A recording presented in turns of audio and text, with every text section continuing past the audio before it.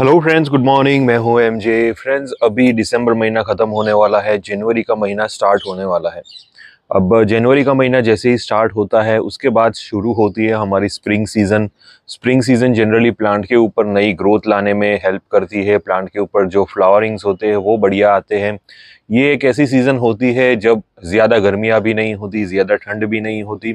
खास करके जब स्प्रिंग सीज़न हमारे यहाँ जो शुरू होती है वो अराउंड 15 जनवरी यानी कि मकर संक्रांति के बाद से हमारे यहाँ स्प्रिंग सीजन स्टार्ट हो जाती है। यानी कि दिन में थोड़ी सी गर्मी लगती है और रात के वक्त थोड़ी सी ठंड लगती है।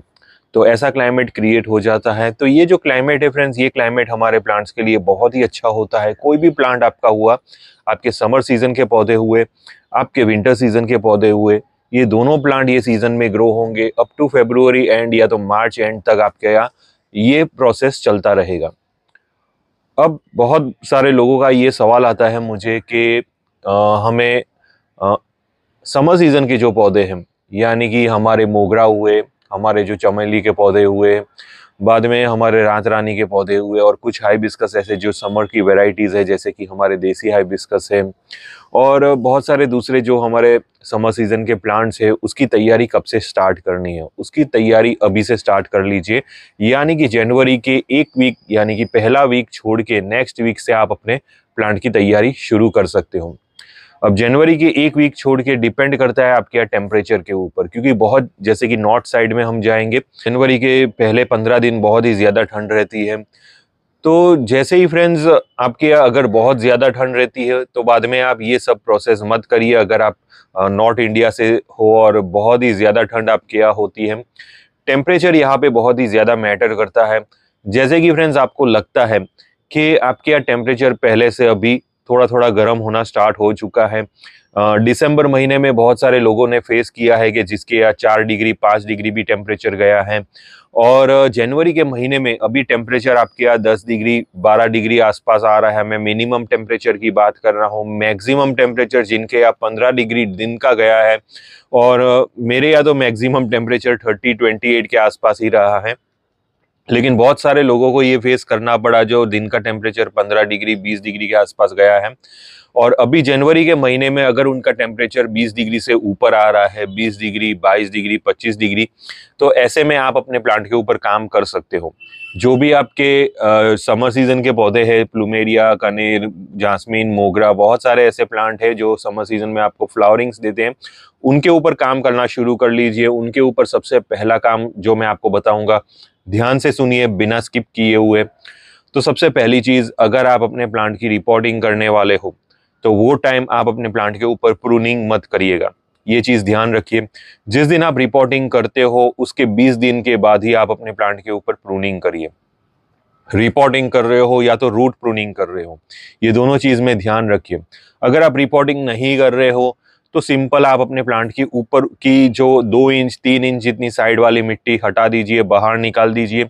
उसके बाद ऑर्गेनिक फीडिंग उसके अंदर भर दीजिए। ऑर्गेनिक फीडिंग में वर्मी कंपोस्ट आ जाएगा, बोन मील आ जाएगा, नीम खली आ जाएगी, थोड़ा सा मस्टर्ड के फर्टिलाइजर भी डाल दीजिए।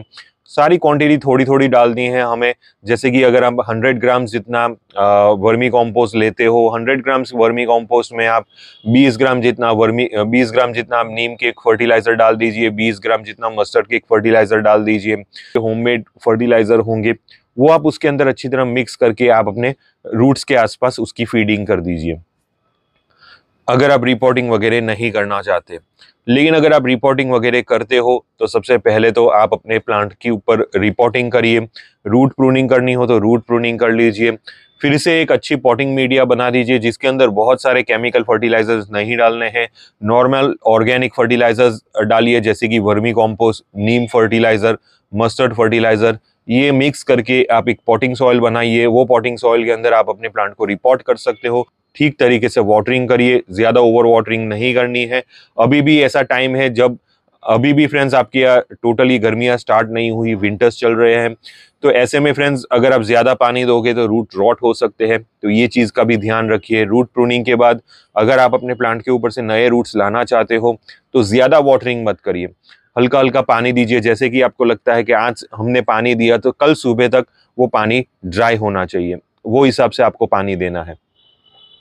तो ये हिसाब से 20 दिन के बाद आपको अपने प्लांट के ऊपर प्रूनिंग करनी है। 20 दिन में आपके प्लांट के अंदर के जो रूट सिस्टम है वो डेवलप होना शुरू हो जाएंगे। उसके बाद अगर आप प्रूनिंग करोगे तो प्रूनिंग के बाद आपको रिजल्ट बहुत अच्छा मिलेगा, क्योंकि प्लांट के पास तब हेल्दी रूट्स होंगे, नए रूट्स होंगे। नए रूट्स इजीली पानी और न्यूट्रिएंट्स अपने अंदर ले लेता है, और ऊपर जब आप प्रूनिंग करते हो तो प्रूनिंग के बाद बहुत ही जल्दी प्लांट के ऊपर से शूट्स निकलना शुरू हो जाती है।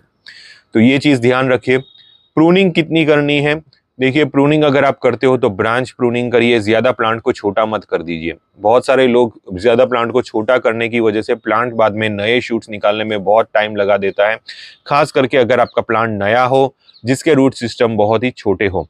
जितने छोटे रूट सिस्टम उतनी ही कम प्रूनिंग, जितने ज्यादा विगरस रूट सिस्टम उतनी ही ज्यादा प्रूनिंग, क्योंकि जब प्लांट के पास बहुत सारे रूट सिस्टम होंगे और अगर आप नीचे से प्लांट को कट करोगे तो इजीली प्लांट शूट्स मारना शुरू कर लेगा। लेकिन अगर आपके प्लांट के पास रूट्स की क्वांटिटी बहुत ही कम हो और अगर आपने बहुत ही ज्यादा प्रूनिंग कर ली, बहुत ही ज्यादा ब्रांचेस को कट कर लिया, तो बाद में प्लांट के पास इतने रूट्स नहीं है कि वो बहुत ही जल्दी शूट्स मारना शुरू करें।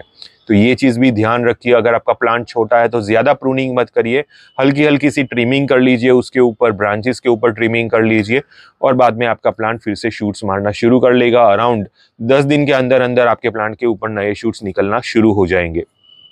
सनलाइट में रखिए। जैसे ही ये प्रोसेस करते हो तो प्लांट को सनलाइट की जरूरत होती है, क्योंकि अभी जो विंटर्स चल रहे हैं, ऐसा नहीं है कि गर्मियां है, तो ऐसे में अगर आप सनलाइट दोगे तो प्लांट स्ट्रेस में नहीं जाएगा, क्योंकि ये समर सीजन के प्लांट्स को सनलाइट की जरूरत होती है, वार्मनेस की जरूरत होती है। तो ये चीज आप जरूर उसको प्रोवाइड करिए। अब ये जो प्रोसेस है, ये प्रोसेस आपको कब तक करना है? ये प्रोसेस आपके पास 3 महीने होंगे, अप टू मार्च तक ये प्रोसेस कर सकते हो। लेकिन मैं आपको सजेस्ट करता हूं कि हो सके तो फरवरी से मार्च शुरू होने से पहले पहले, यानी कि फरवरी एंड तक ये प्रोसेस खत्म कर लीजिए, क्योंकि फरवरी एंड तक अच्छा क्लाइमेट रहता है, जिसकी वजह से प्लांट को ज्यादा दिक्कत नहीं होगी शूट्स मारने में। लेकिन मार्च महीने में 15 मार्च के बाद गर्मियां स्टार्ट हो जाती है, बहुत सारे इलाकों में बहुत ही ज्यादा तेज गर्मियां स्टार्ट हो जाती हैं।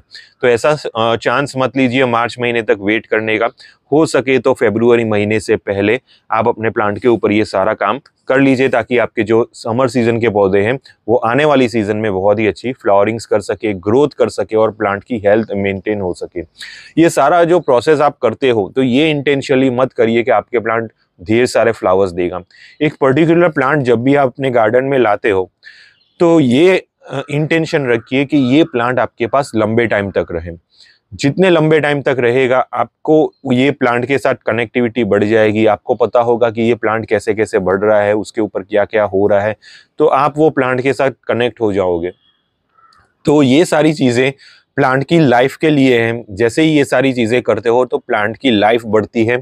प्लांट आपको पता होगा कि ये करने से मुझे मेरे प्लांट के ऊपर ये रिजल्ट मिलेगा, तो आपको अपने प्लांट के साथ कनेक्टिविटी बन जाएगी। तो ये चीज करना जरूरी है, लेकिन ऐसा नहीं है कि सिर्फ फ्लावरिंग्स के लिए करना है, ये चीज आपको अपने प्लांट के साथ कनेक्टिविटी बढ़ाने के लिए करनी है। अब जहां तक रोजेस वगैरह का सवाल है, तो रोजेस अगर आप रिपोर्ट करना चाहते हो तो रिपोर्टिंग का उसका बेस्ट सीजन होगा जनवरी का महीना। जनवरी के महीने में आप अपने रोजेस के ऊपर रिपोर्टिंग कर सकते हो। प्रूनिंग करना हो तो जैसे ही आपके रोजेस के ऊपर फर्स्ट फ्लश खत्म हो चुका है, उसके बाद आप ट्रिमिंग कर सकते हो। ज्यादा नीचे से अभी रोजेस के ऊपर प्रूनिंग मत करिए, ट्रिमिंग कर लीजिए प्लांट के ऊपर। ट्रिमिंग करने के बाद प्लांट फिर से आपका नए शूट्स प्रोड्यूस करना शुरू कर सकता है। अब जैसे ही फ्रेंड्स टेम्परेचर बढ़ेगा, वैसे ही प्लांट की सॉइल में पानी की रिक्वायरमेंट भी बढ़ेगी, तो पानी की रिक्वायरमेंट आपको वो हिसाब से फुलफिल करनी है। अब जनवरी के सीजन में कौन कौन से फर्टिलाइजर हम यूज कर सकते हैं उसके बारे में फ्रेंड्स मैं आपको आने वाली वीडियोस में बताऊंगा। दिसंबर महीने में जनरली मैंने आपको एक ही सलाह दी है हमेशा कि ज्यादा फर्टिलाइजर मत दीजिए। कम सनलाइट आ रही हो तो बाद में ज्यादा फर्टिलाइजर की क्वांटिटी हमें नहीं देनी है, क्वांटिटी 50% कर देनी है, पानी 50% कम कर देना है, क्योंकि ये जो सीजन है ये बहुत ही ज्यादा ठंड वाली सीजन है। ऐसे में प्लांट जनरली डोरमेंट की तरफ जाते हैं, ज्यादा शूट्स वगैरह मारते नहीं है, ज्यादा एक्टिविटी नहीं करते। तो हमें सीवीड और पीजीआर जैसे फर्टिलाइजर्स का ही ज्यादा स्प्रे करना है या तो रूट्स में डालना है। लेकिन जनवरी का सीजन स्टार्ट होगा तब प्लांट अपनी एक्टिविटी ज्यादा से ज्यादा बढ़ाना स्टार्ट कर देगा, शूट्स निकालना स्टार्ट करेगा, रूट्स डेवलप करना स्टार्ट करेगा, और प्लांट के ऊपर फ्लावरिंग्स भी ज्यादा होने की संभावना पूरी है। तो ये कुछ ऐसी चीज़ें हैं जो आपको करनी है ये दिसंबर के बाद, यानी कि जनवरी फर्स्ट वीक में या तो जनवरी सेकंड वीक में या तो थर्ड वीक में। तो अगर आपको किसी भी टाइप का कंफ्यूजन हुआ ये टॉपिक से रिलेटेड तो आप प्लीज़ मुझे इंस्टाग्राम पे मैसेज करिए। टिल देन के लिए थैंक यू फ्रेंड्स और हैप्पी गार्डनिंग।